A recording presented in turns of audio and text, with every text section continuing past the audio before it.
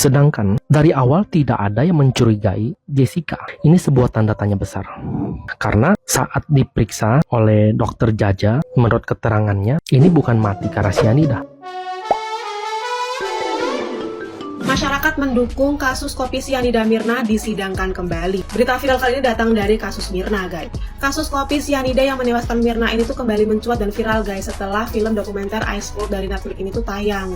Banyak dari netizen ini tuh yang kayak mendukung atau berbalik mendukung Jessica Wongso gitu, guys, tersangka atau yang sudah diputuskan bersalah di kasus ini gitu. Banyak sekali dari netizen dan masyarakat ini ya, guys, mendukung kalau kasus ini tuh harus diungkap lagi dan harus disidangkan lagi gitu, guys. Karena banyak banget kejanggalan-kejanggalan di dalam kasusnya itu. Banyak sekali netizen dan masyarakat ini tuh bilang kalau kasus sianida ini tuh hanya rekayasa gitu, guys. Dan Jessica Wongso ini adalah korban rekayasa tersebut, kayak korban fitnah gitulah ya. Apalagi ada kabar isu gitu, guys. Pihak-pihak yang dulu menangani kasusnya Mirna itu lagi disorot oleh masyarakat gitu, guys. Karena skandal mereka sendiri gitu. Seperti kayak Pak Samsam, terus kayak hakim gitu, guys. Katanya hakim ini juga yang merevisi hukumannya si Pak Samsam, yang tadinya hukuman mati menjadi hukuman seumur hidup gitu, guys. Nah, jadi hal ini menjadikan salah satu faktor untuk masyarakat ini tuh mendukung kalau kasusnya si Mirna ini tuh harus disidangkan kembali dan harus dibuka kembali gitu, guys, agar Jessica Wongso ini mendapatkan keadilan seadil-adilnya gitu. Karena seperti yang kita ketahui gitu ya, guys, Jessica Wongso ini tuh sampai sekarang tuh tidak pernah mengakui kesalahannya gitu loh, guys. Untuk pengacaranya Jessica Wongso, ini adalah sebuah sinyal, Pak, kalau kasus ini itu memang harus disidangkan kembali dan harus dibuka kembali gitu, agar semuanya ini tuh transparan gitu ya, dan tidak ada lagi pertanyaan di masyarakat gitu. Kenapa kok ini bisa janggal gitu? Gimana, guys, menurut kamu? Lanjut di kolom komentar ya.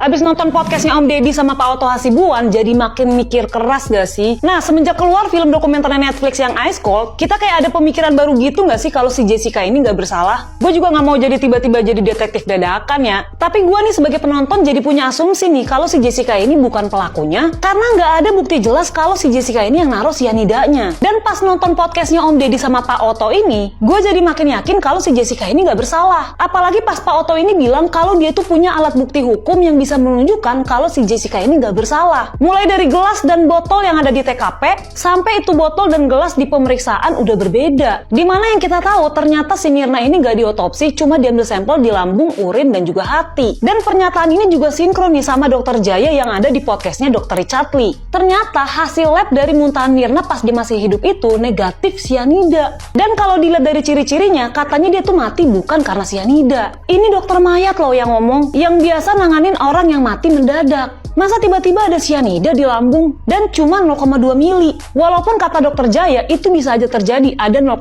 mili. Dan kemungkinan itu karena hasil pembusukan. Tapi katanya itu tidak mematikan. Tapi dari interviewnya bapaknya Mirna yang baru aja bareng sama Pak Karni Ilyas, katanya dia tuh punya bukti CCTV kalau tangannya Jessica itu naruh sianida. Dan bukti itu nggak dimunculkan di pengadilan karena dia nggak mau kalau si Jessica ini dihukum mati. Jadi biar tersiksa aja gitu di penjara. Kalau bisa sih di penjara seumur hidup katanya. Nah, gue sih bukan berlaga jadi hakim ya, mohon maaf nih. Tapi kalau dilihat dari penjelasannya Dokter Jaya di podcastnya Dr. Richard Lee, gue jadi makin yakin kalau si Mirna itu mati bukan karena sianida. Ya walaupun terlepas siapa yang salah ya, itu sih menurut pandangan gue sebagai penonton.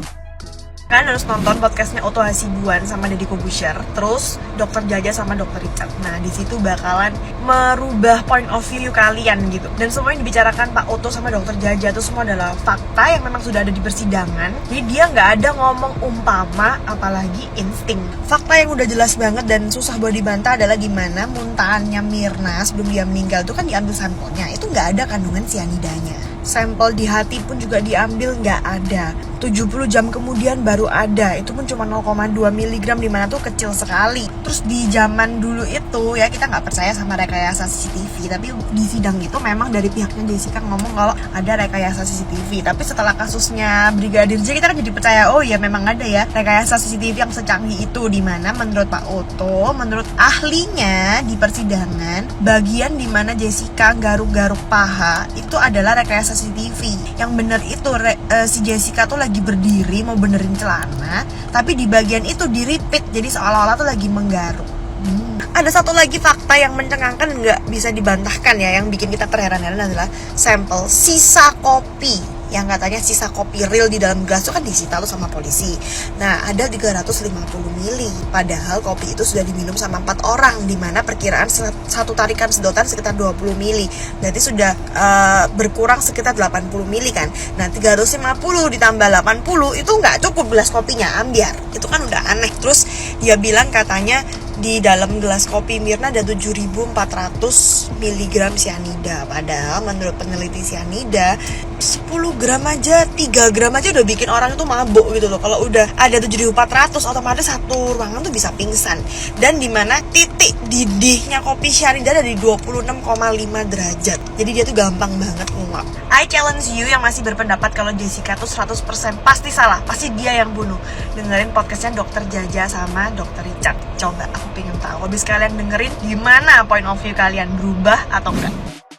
Bahwa sang pengacara pernah mendatangi Jessica 3 tahun yang lalu dan meminta Jessica dengan sangat hati-hati untuk mengajukan gerasi. Seperti yang kalian ketahui, gerasi adalah pengampunan yang diajukan terhadap Pak Presiden bagi para narapidana supaya ia mendapatkan sebuah pengampunan. Mungkin bisa dibebaskan atau keringanan hukuman. Namun dengan satu syarat bahwa Jessica Wongso harus mengakui kalau ia melakukan pembunuhan tersebut. Dan sang pengacara di sini mengatakan bahwa Jessica sangat kekeh terhadap dirinya bahwa ia tidak ingin mengakui apa yang tidak pernah ia lakukan. Jessica salah atau enggak, siapa yang benar dan siapa pembunuh Mirna yang sebenarnya, cuma Tuhan yang tahu menurut gua. Cuma semenjak Ice Cold ini keluar, orang-orang mengatakan kalau Jessica tidak bersalah. Mungkin gue adalah salah satu di antara mereka yang berargumentasi bahwa Jessica ini cuma kambing hitam. Tapi gue di sini nggak mau ngebahas hal tersebut. Gue mau ngebahas satu series yang pernah gue tonton dan hampir mirip vibes-nya sama kasus Jessica. Dan ketika gue nonton Ice Cold, gue jadi berasa kayak gue nonton drama Korea tapi versi fakta di Indonesia. Buat kalian para pecinta series Korea atau drakor, pernah nggak kalian nonton My Lovely Liar? Kalau kalian pernah nonton pasti kalian tahu ceritanya gimana Kim Do-ha dituduh membunuh pacarnya sendiri, Om Ji, di pantai. Selama bertahun-tahun dia hidup dengan cap dirinya sang pembunuh. Memang di sini dia tidak ditetapkan benar-benar pembunuhnya karena kurangnya bukti dan dia masih bisa bebas berkarya walaupun dia tidak berani menunjukkan wajahnya karena masa lalu di mana orang-orang masih mengenal dia sebagai tersangka pembunuhan sang pacar. Kim Do-ha mengakui hal tersebut karena ia sudah terpojok oleh opini publik bahwa dia adalah sang pembunuh. Setelah gue nonton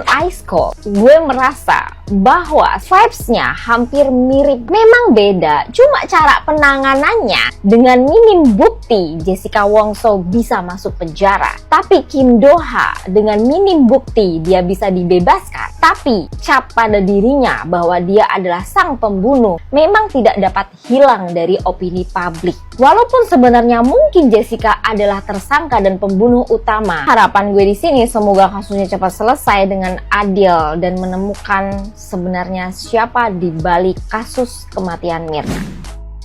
Tahu nggak guys, gue habis nonton podcastnya Deddy Corbuzier yang datengin Pak Otto, pengacaranya Jessica. Terus si Pak Otto cerita nih, Pak Otto kan sering ngunjungin Jessica ke penjara. Terus si Pak Otto ini bilang gini, Jessica, kamu mau nggak gerasi ke Pak Presiden minta pengampunan asal kamu mengakui semua kesalahan atas pembunuhan itu. Tapi tahu nggak jawaban Jessica apa? Gue nangis tuh. Jawaban Jessica, maaf Pak, saya nggak mau mengakui apa yang tidak saya lakukan, jadi nggak apa-apa saya di penjara 10 atau 20 tahun di sini. Gila loh guys, seorang Jessica aja gila. Itu kata-katanya sedih banget. Dan gitu Jessica di penjara itu dia tuh jadi guru bahasa Inggris, dia ngajarin napi itu belajar bahasa Inggris. Gila, gue keren banget tau Jessica di situ. Disampaikan Pak Otto pada podcastnya Deddy Corbuzier, kejanggalan pertama karena Krishna yang memberitahu kepada ayah Mirna bahwa anakmu mati diracun. Sedangkan Dari awal tidak ada yang mencurigai Jessica. Ini sebuah tanda tanya besar. Karena saat diperiksa oleh dokter Jaja, menurut keterangannya, ini bukan mati karena sianida. Beliau adalah dosen 30 tahun sianida dan peneliti sianida. Kemudian setelah 3 hari, memang baru ditemukan 0,2. Akan tetapi, itu banyak versi. Memang bisa karena ada sianida, memang bisa karena di dalam tubuh itu memang terkandung sianida, dan lain-lain. Tetapi yang paling pokoknya, mengapa tanpa otopsi Krishna ini bisa mengeluarkan statement anakmu mati diracun? Nah, itu yang menjadi tanda tanya besar. Jadi, satu-satunya jalan bagi Jessica bukanlah gerasi.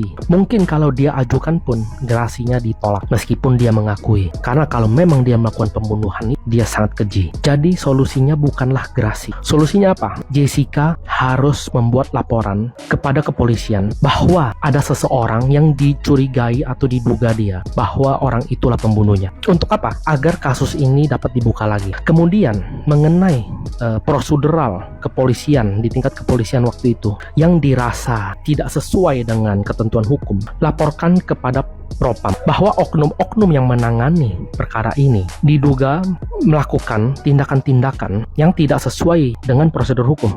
Dengan itu kasus bisa dibuka lagi. Dan ini mungkin aja ada secercah harapan ketika polisi-polisi ini diperiksa, harapan bahwa Ferdy Sambo akan mengungkap kebenarannya kepada publik. Apa yang terjadi pada saat itu? Kalau Krishna, mungkin aja dia tidak akan mengungkap. Karena apa? Pada 2016 dia pernah menulis, kalau dalam semua pengungkapan kasus pembunuhan mensyaratkan harus ada saksi yang melihat, besok-besok tidak ada lagi polisi yang mau mengungkap kasus karena tidak ada saksi yang melihat. Apakah ini logika berpikir yang mau kita bangun? Saya setuju dengan tulisan Krishna. Tetapi tulisan ini tidak ada hubungannya dengan kasus Jessica. Kenapa? Karena memang polisi silakan melakukan prosedur hukum, silakan tangkap orang yang dicurigai sebagai pembunuh. Tetapi kenapa hanya Jessica tertuduhnya? Ada orang lain yang bersama Mirna sebelum di Cafe Oliver tersebut. Bukankah orang itu perlu diperiksa juga sebagai tersangka? Apalagi terlebih lagi, orang itu ketika sedang ditangani dokter Jaja, diambillah Mirna sehingga mati di jalan. Bukankah kalau Jessica dihukum sebagai pembunuh, orang ini juga turut serta? Nah, jadi langkah satu-satunya, lapor polisi siapa pembunuhnya, yang diduga membunuh siapa. Kedua, lapor propam bahwa saat itu kepolisian yang menangani tidak melakukan prosedur hukum yang benar. Sehingga apa? Sehingga kasus bisa dibuka, dan setelah kasus dibuka bisa ditemukan titik terang apakah Jessica membunuh atau tidak.